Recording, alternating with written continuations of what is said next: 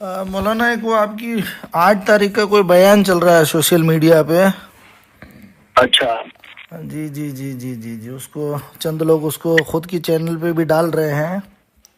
اچھا جی اس میں آپ نے کہا کہ فکر کی گمراہی عقیدوں کو خراب کر رہی ہے دعوت و تبلیغ کی. جی جی جی جی تو سمجھ میں نہیں آئی یہ بات. سمجھنا پڑتا ہے، سمجھنے کے لیے وقت چاہیے، تو ان سے کبھی ہاں تو ملاقات مطلب کریں تو سمجھا کون سی ایسی فکریں جس سے گمراہی عقیدہ خراب ہو رہا ہے حضرت؟ فون پہ نہیں سمجھا سکتا. وہیں 2 گھنٹے ٹائم لے کے آئیے تو نہیں سمجھا. حضرت صرف اتنا کون سی ایسی فکر ہے جس سے گمراہی پھیل رہی ہے؟ کیونکہ آپ دارالعلوم دیوبند کی شورا کے ممبر ہے. دارالعلوم دیوبند تو تبلیغ کے کام کے بارے میں ایسا نہیں کہتا ہے. محترم سامعین و ناظرین، سوشل میڈیائی دیوبندیوں کو دیکھا جاتا ہے کہ علماء اہل سنت کی ہر چھوٹی سے چھوٹی باتوں کو نشانہ تنقید بنا کر اسے اپنے اپنے چینلز پر شیئر کرتے رہتے ہیں. لیکن ایسے وقت میں وہ بھول جاتے ہیں کہ جس طرح ہم دیوبندی اپنے مخالف کی باتوں کو سوشل میڈیا پر اچھالتے ہیں، مزے لیتے ہیں اور ان پر جاہلانہ تنقید کرتے ہیں، ویسے ہی ہمارے دیوبندی علماء اور ہم دیوبندیوں کے ساتھ بھی کیا جا سکتا ہے، اور دیوبندی علماء کے بھی کالے کرتوت اچھالے جائیں گے یا اچھالے جا سکتے ہیں.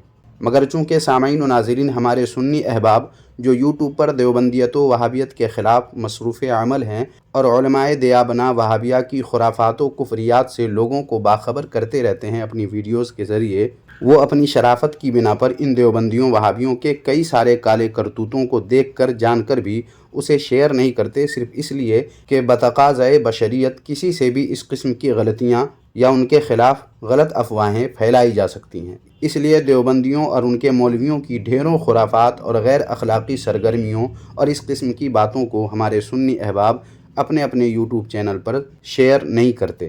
ہم سنیوں کی انہی شرافت کی وجہ سے دیوبندیوں وہابیوں کو چربی چڑھ گئی ہے اور اپنی خرافاتی جماعت کو دودھ کا دھلا سمجھنے لگے ہیں، اور ہم سنیوں کے خلاف لوگوں کی ذہن سازی کرنے کا ایک بھی موقع یہ دیوبندی وہابی اپنے ہاتھوں سے جانے نہیں دیتے. یہی وجہ ہے کہ آج کل سارے بے روزگار دیوبندی وہابی اور غیر مقلد نام نہاد اہل حدیث علماء اہل سنت کے بیان کردہ بزرگان دین کے واقعات و کرامات کا خوب جم کر مذاق بناتے ہوئے ویڈیو بنانے لگے ہیں، اور اس طرح ان بے روزگار دیوبندیوں وہابیوں کے روزگار چلنے لگے اور ان کی دال روٹی کا انتظام ہونے لگا. سامعین محترم، اللہ کے ولیوں کی عظمت و شان دیکھیں کہ جو ان کی شان، ان کی کرامت، ان کی سیرت، ان کے اخلاق، ان کی قربانیاں عقیدت و محبت کے ساتھ بیان کرتے ہیں اور ان سے عقیدت و محبت رکھتے ہیں، وہ تو دنیا و آخرت کی بھلائیوں سے مالا مال ہوتے ہی ہیں. مگر جو ان سے عداوت رکھتے ہیں، ان کی خداداد اختیارات و کرامات کا تمسخر کرتے ہیں، مذاق اڑاتے ہیں اور اپنے اپنے دلوں کی دنیا کو ان کے بغض و عناد کی تاریکیوں کا آماج گاہ بنا کر رکھا ہوا ہے، ان لوگوں کے روزگار اور دال روٹی کا بھی انتظام ہونے دیتے ہیں. بالکل اس پھلدار درخت کی طرح کہ جو اس کی دیکھ بھال کرے وہ تو اس درخت کے پھل پاتے ہی ہیں، مگر جو ظالم اس درخت پر ڈھیلا مارے، پتھر مارے، اسے بھی اس کے بدلے میں وہ درخت پھل دے دیتا ہے. خیر سامعین و ناظرین، بات کچھ زیادہ ہی آگے بڑھ گئی ہے. مجھے بتانا یہ تھا کہ آج کی ویڈیو میں دیوبندیوں کے اس یوٹیوب چینل پر مجھے ایک ویڈیو ملی جو اصل میں ایک کال ریکارڈنگ ہے، جس میں دیوبندی مولویوں کے خصوصاً سعد کاندھلوی جو تبلیغی جماعت کے امیر ہیں اور عبدالقوی حیدرآبادی جو دیوبندیوں کے مشہور علماء میں سے ہیں، اور دیوبندیوں کے مشہور و معروف پیر جناب ذوالفقار احمد نقشبندی، جن کو کچھ سیدھے سادے سنی لوگ سنی عالم سمجھتے ہیں، حالانکہ یہ جناب وہابی دیوبندی ہیں. خیر ان تینوں مشہور و معروف دیوبندیوں کے علاوہ ارشد مدنی اور محمود مدنی کے متعلق ایسے ایسے انکشافات کیے ہیں جن کا علم دیوبندیوں وہابیوں کے ساتھ ساتھ آپ سنی حضرات کو بھی ضرور ہونا چاہیے، تاکہ دیوبندی مولویوں کی حقیقت سے آپ آگاہ رہیں اور کوئی دیوبندی آپ کو گمراہ نہ کر سکے اپنی اور اپنے دیوبندی علماء کی سفید پوشی دکھا کر. خیر لیجئے اس کال ریکارڈنگ میں کیا کیا بات کی گئی ہے اور کیا کیا انکشافات کیے گئے ہیں، آپ حضرات خود ہی ملاحظہ فرما لیں. ہلو، السلام علیکم. وعلیکم السلام ورحمۃ اللہ وبرکاتہ. عبدالقوی صاحب سے بات ہو رہی ہے؟ میں بات کر رہا ہوں. ہاں جی، میں بھی بات کر رہا ہوں. ہاں جی جی حضرت خیریت سے ہیں؟ اللہ کے کرم ہے الحمدللہ. مولانا ایک وہ آپ کی 8 تاریخ کا کوئی بیان چل رہا ہے سوشل میڈیا پہ. اچھا. جی جی جی جی جی جی اس کو چند لوگ اس کو خود کی چینل پہ بھی ڈال رہے ہیں. اچھا. جی اس میں آپ نے کہا کہ فکر کی گمراہی عقیدوں کو خراب کر رہی ہے دعوت و تبلیغ کی.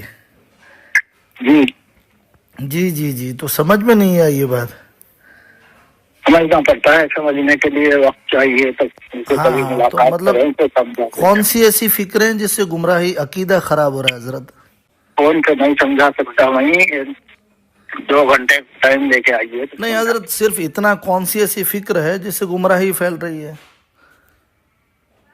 کیونکہ آپ دارالعلوم دیوبند کی شورا کے ممبر ہے. دارالعلوم دیوبند تو تبلیغ کے کام کے بارے میں ایسا نہیں کہتا ہے, وہ تو اس کو مفید کہہ رہا ہے. تعلیم کی شورا کا ممبر نہیں ہوں, وہ جیسے آپ کو غلط سمجھ میں آیا ہے اسی سب غلط باتیں سمجھتے ہیں. حضرت کون سی ٹائم نکال تو لیجیے, بات میں اس طرح نہیں کرتا. میرے سے کوئی آدمی بات کیا ہے, اس کو میں نے جواب دیا ہے. آپ بھی کبھی مل کے بات کریں تو میں جواب دوں گا. حضرت میرا آپ سے گزارش یہ ہے. ہلو, یہ بھاگ گئے یہ عبد القوی صاحب تھے. ان کو پچھلے کئی دنوں سے فون لگا رہا تھا, فون نہیں اٹھا رہے تھے. دوسرے نمبر سے فون کیا اور انہوں نے 8 دسمبر کو جو بات کہی تھی کہ دعوت و تبلیغ سے نفع کم اور نقصان زیادہ ہو رہا ہے اور فکر کی گمراہی عقیدوں کو خراب کر رہی ہے. جب اس بارے میں فون کیا, بات پوچھی تو فرار ہو گئے, بہانے بازی کرنے لگے. دراصل بات غیر ذمہ دارانہ بیان تو آدمی کسی کے بارے میں بھی دے سکتا ہے, اور خاص کر کے بلا جواب دہی کے. ایسی بات جس کا آدمی کو جواب نہ دینا پڑے تو کوئی بھی کچھ بھی بول سکتا ہے کسی کے بارے میں بھی. لیکن حق بات وہ ہوتی ہے جو دلیل کے اوپر قائم ہو. دعوت و تبلیغ کے کام کو عموماً دارالعلوم دیوبند, ہمارے مشائخ, ہمارے علماء سب سے تصدیق حاصل ہے الحمدللہ, اور امت کے حق میں بہت مفید ہے اور الحمدللہ اس سے بہت فائدہ ہو رہا ہے. لیکن عبد القوی صاحب جیسے چند حضرات اور چند فضول کی باتیں کرنے والے لوگ جو امت کے لیے ناسور بنے ہوئے ہیں, ان کی ایک عادت ہے کہ یہ چند افراد کی غلطی کی وجہ سے پوری کی پوری تنظیم اور تحریک کو ٹارگیٹ بنا رہے ہیں. اصل یہود اور نصارہ یہی چاہتے ہیں کہ آپس میں خانہ جنگی ہو جاوے. ہر جو خدمت کے جو ہمارے شعبے ہیں, خانقاہیں ہیں, مدارس ہیں, دعوت و تبلیغ ہے, اور ماشاءاللہ فرقہ باطلہ سے لڑنے والے لوگ ہمارے بہت سارے علماء, ان کا تو ذکر ہی نہیں ہوتا ہے. ختم نبوت کے لیے کام کرنے والے, شکیل بن حنیف کے خلاف کام کرنے والے, اور غیر مقلدوں کے خلاف کام کرنے والے, اور قادیانیت کے خلاف کام کرنے والے, یہ ایک دوسرے کے معاون بننے کے بدلے ایک دوسرے کے مقابل بن جاویں تاکہ آپس میں لڑکے ختم ہو جاویں.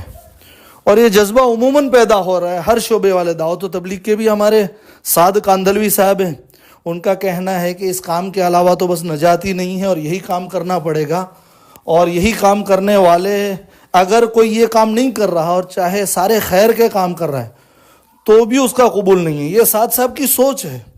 اور خانقاہوں کے اندر بھی چند ذوالفقار جیسے چیٹر اور بدماش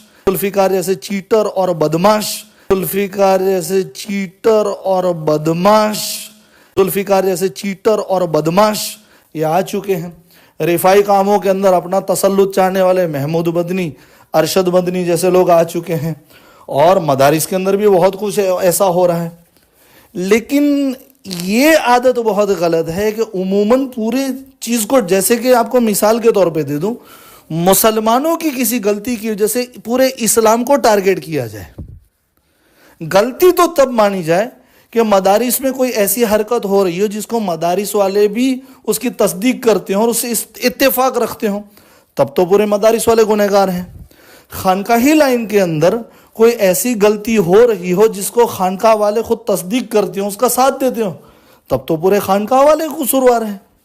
اور دعوت و تبلیغ میں بھی کوئی ایسا کام ہو رہا ہو جس کی خود دعوت و تبلیغ والے بھی تصدیق کر رہے ہیں, اس کا ساتھ دے رہے ہوں, تب تو پورے دعوت و تبلیغ والے مجرم ہیں. لیکن چند افراد کی غلطی کو پوری کی پورے اس شعبے کے اوپر مڑ دینا, یہ تو نریجی حالت ہے, اور یہ تعصب ہے, اور یہ دشمنی ہے. ہمارے یہاں بھی الحمدللہ بہت سارے مدارس سے الحمدللہ بہت سے تعلق ہے. خود الحمدللہ ہم خانقاہوں سے بھی جڑے ہوئے ہیں, मदारिस से भी जुड़े हुए हैं, दावत व तबलीग से भी जुड़े हुए हैं, रिफाई कामों से भी जुड़े हुए हैं, फ़िरका रद्द बातिला का भी काम करते हैं अल्हम्दुलिल्लाह हम।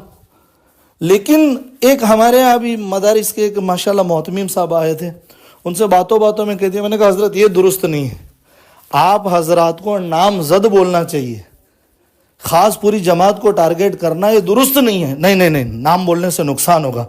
मैंने उनसे सीधा कह दिया मदारिस कमीशन पे धंधा करते हैं। नहीं नहीं, आप ऐसा कैसा बोल दिए? तो मैंने कहा मौलवी साहब बुरा लगा ना, मैं भी अल्हम्दुलिल्लाह मदारिस से जुड़ा हुआ हूँ, आप भी जुड़े हुए हैं, आप भी जानते हैं सारे मदरसे ऐसे नहीं हैं, इसलिए मैं कह रहा हूँ नामजद बोलना चाहिए। जुल्फिकार नक्शबंदी के चलते, ऐसा चीटर और ऐसे बदमाश के चलते अगर हम पूरी खानकाही निज़ाम को टारगेट बनाए, क्या दुरुस्त है? साद कांदलवी की बदमाशियों की वजह से हम पूरे दावत व तबलीग को टारगेट बनाए, दुरुस्त है? महमूद मदनी और अरशद मदनी साहब जो दारुल उलूम देवबंद पे तसल्लुत कर उनका हो चुका है, उस वजह से वो गड़बड़ें करते ही रहते हैं। क्या इसकी वजह से हम दारुल उलूम देवबंद पे हमला करें, क्या दुरुस्त है? बल्कि मर्द आदमी तो वो है, मैं अब्दुल कवी साहब से भी कह रहा हूँ, हौसला दिखाइए, ज़बान से नाम लीजिए, नाम, आपका दाना पानी बंद हो जाएगा। आपके अंदर कुदरत नहीं है, आपके अंदर ताकत नहीं है, आप खुल्लम खुल्ला साद कांदलवी का नाम लीजिए। पूरी तबलीग को अगर आप कह रहे हैं कि फिक्री गुमराही में है, तो आप सबूत दीजिए कि कौन से दावत व तबलीग वालों ने इजाज़त दी है। फिर कहता हूं कि किसी फर्द की गलती को पूरी जमात के ऊपर जड़ देना, ये कितनी बड़ी बेवकूफ़ी है। मुसलमानों की गलती को इस्लाम के साथ जोड़ना कितनी बड़ी बेवकूफ़ी है।